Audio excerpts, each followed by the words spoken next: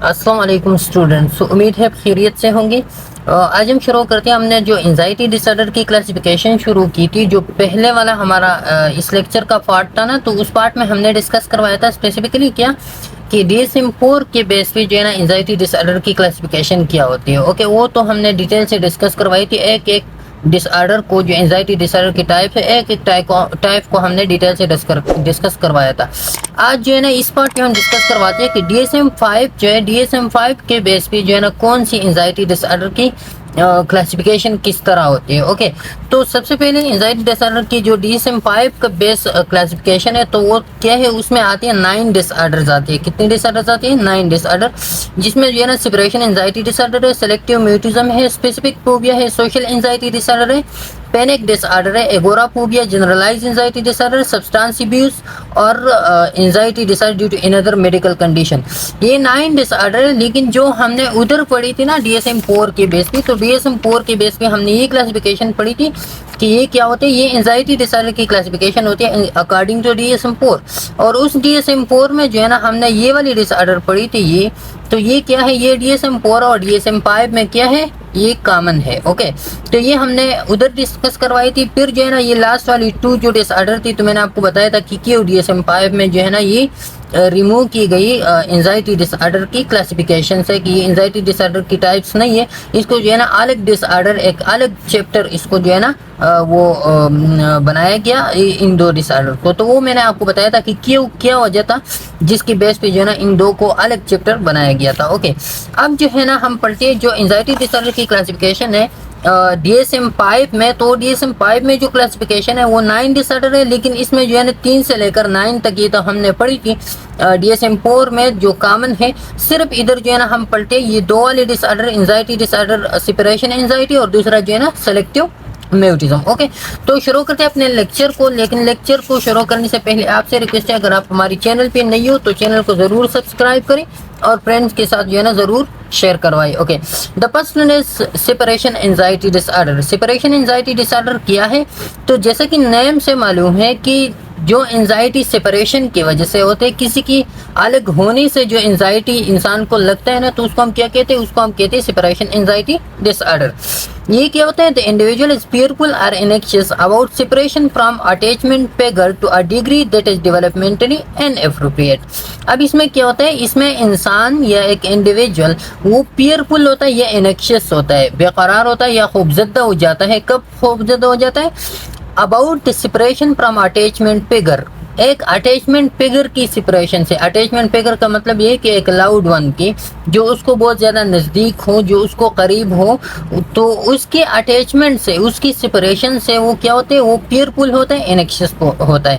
اب ایسا ہے کہ ہر کوئی جو ہے نا وہ تو انیکشس ہوتا ہے جب اس کا لاؤڈ ون اس سے چلا جائے، اس کے ساتھ نہیں ہو، تو ہر کوئی انیکشس ہوتا ہے، پیئرفل ہوتا ہے۔ لیکن یہ بندہ جو انزائٹی ڈس آرڈر کا شکار ہوتا ہے، تو یہ ایک ایسی ڈگری تک، ایسی حد تک جو ہے نا وہ پیئرفل ہوتا ہے جو عام نارمل لائف میں وہ ان اپروپریٹ ہوتا ہے۔ مطلب نارمل لائف میں اگر کوئی خفا ہوتا ہے تو کیا 1 گھنٹے کے لیے، 2 گھنٹے کے لیے جو ہے نا وہ کیا ہوتا ہے؟ وہ خفا ہوتا ہے، پھر جو ہے نا اس کا تھوڑا سا وہ نارملٹی کی طرف چلا جاتا ہے۔ لیکن یہ بندہ جو ہے نا یہ بہت حد تک جو ہے نا یہ کیا ہوتا ہے؟ یہ پیئرفل انیکشیس ہوتا ہے، حتیٰ کہ اتنی حد تک یہ پیئرفل ہوتا ہے کہ اس کو پینک اٹیکس جو ہے نا پھر آنے شروع ہو جاتے ہیں۔ تو جب ایسی کنڈیشن میں پیشنٹ ہو جس کے لاؤڈ ون کا سپریشن اس کو اتنا صدمہ پہنچا رہا ہو کہ وہ پینک اٹیک میں چلے جائے، تو اس کو پھر ہم کیا وہ کرواتے ہیں؟ پھر اس کو ہم کہتے ہیں کہ یہ بندہ جو ہے نا یہ سپریشن انزائٹی ڈس آرڈر کی وہ ہے، شکار ہے۔ Okay, there is persistent fear and انیکشیسٹی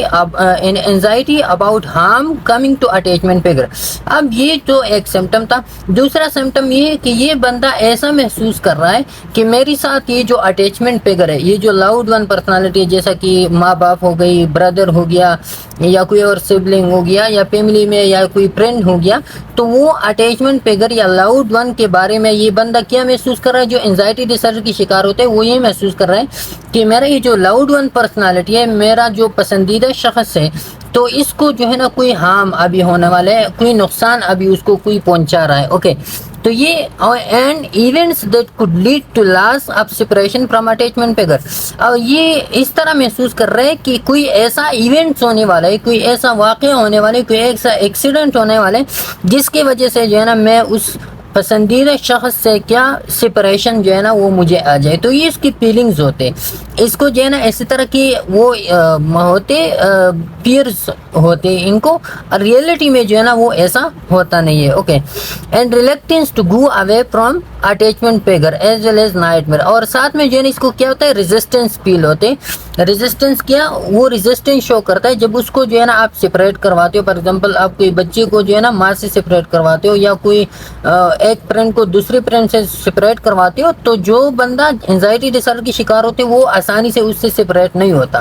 وہ جو ہے نا بہت زیادہ ریزسٹنس, ایک نارمل ریزسٹنس ہوتا ہے, ایک بہت زیادہ جس میں جو ہے نا آپ کو پینک اٹیک شروع ہونے لگتے ہیں.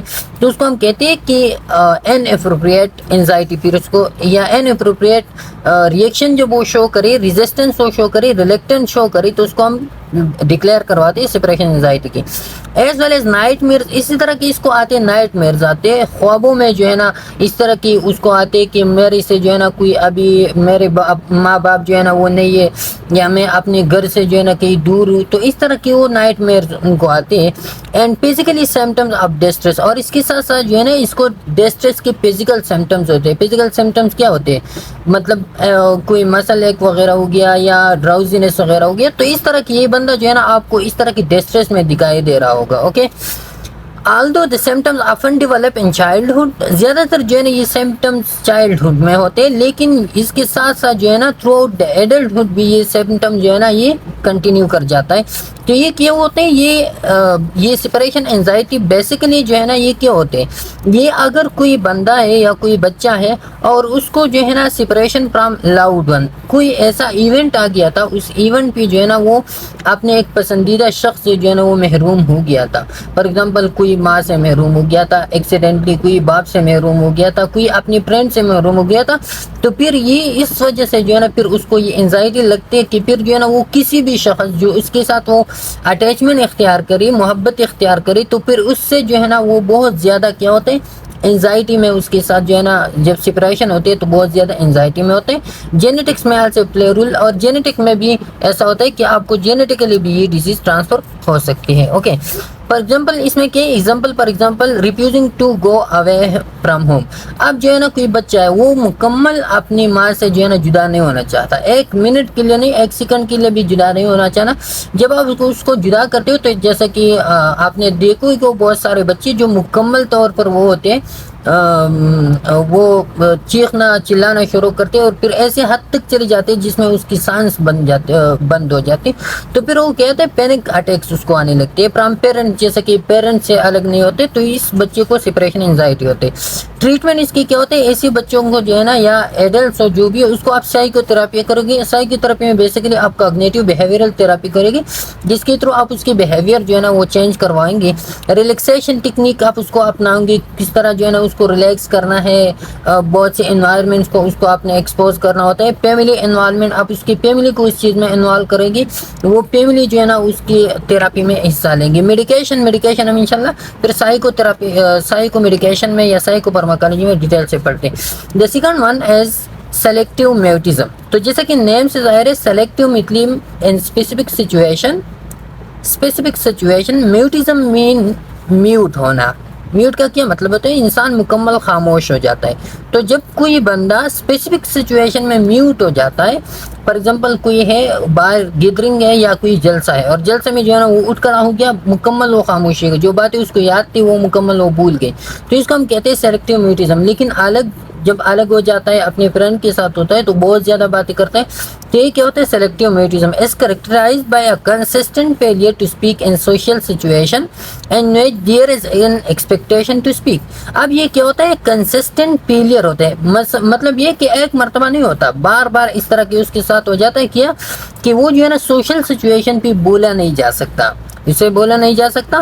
کیوں کیونکہ جو ہے نا ان سے یہ ایکسپیکٹیشن ہوتی ہے کہ یہ ہماری فرینڈشپ میں یا ہمارے گھر میں اتنی زیادہ باتیں کرتے ہیں، تو جب یہ سوشل سچویشن میں چلا جائے گا تو ادھر بھی جو ہے نا اس طرح کی اسپیچ کرے گا، اس طرح کی بات جو ہے نا وہ گروپ میں وہ کرے گا.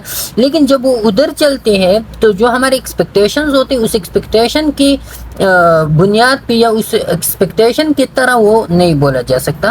Even though the individual speaks in other situation, حتیٰ کہ وہ اور سچویشن میں وہ بولتے ہیں. The failure to speak has significant consequences on achievement in academic or occupational setting. اب یہ جو فیلئر ٹو اسپیک ہوتا ہے نا، اس کے بہت زیادہ اہم کنسیکوینسز ہوتے ہیں. کیا کنسیکوینسز ہوتے ہیں؟ کیونکہ وہ جو ہے نا پھر اگر اس کا کوئی اکیڈیمک ایکٹیویٹی ہو، کوئی پریزنٹیشن وغیرہ ہو تو اس میں بھی وہ نہیں بول سکتے، یا اس کا کوئی آکوپیشنل سیٹنگ ہو، کوئی جاب انٹرویو ہو یا جاب پریزنٹیشن ہو تو اس میں بھی جو ہے نا پھر وہ نہیں بولا جا سکتا. اور اسی کی وجہ سے جو ہے نا ایکیڈیمک فیلڈ میں بھی اس کو فیلئرز ہوتے ہیں اور ساتھ میں جاب آکوپیشنل فیلڈ میں بھی اس کو فیلئرز ہوتے ہیں. Otherwise interfere with normal social communication, آپ کی سوشل کمیونیکیشن میں بھی کبھی کبھار یہ انٹرفیئرنس پرووائڈ کرتا ہے.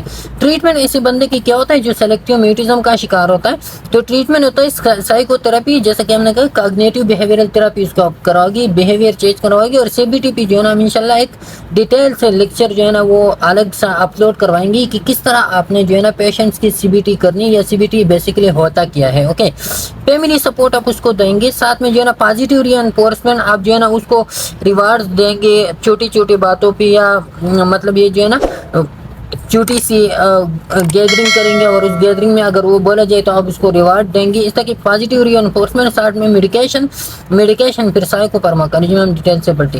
تو یہ کیا تھی، یہ جو دو ڈس آرڈر تھی جو ڈی ایس ایم 4 میں ہم نے ڈسکس نہیں کروائے تھے اور ڈی ایس ایم 5 میں یہ نیو آ گئی تھی. تو یہ بیسیکلی ان دو ڈس آرڈر کی وہ کیا تھا، وہ ڈسکشن تھی اس کے بارے میں. امید ہے آپ کو یہ سمجھ آ گیا ہوگا. انشاءاللہ پھر نیکسٹ لیکچر پہ ملاقات ہوگی، تب تک کے لیے اجازت دیجیے. اللہ حافظ.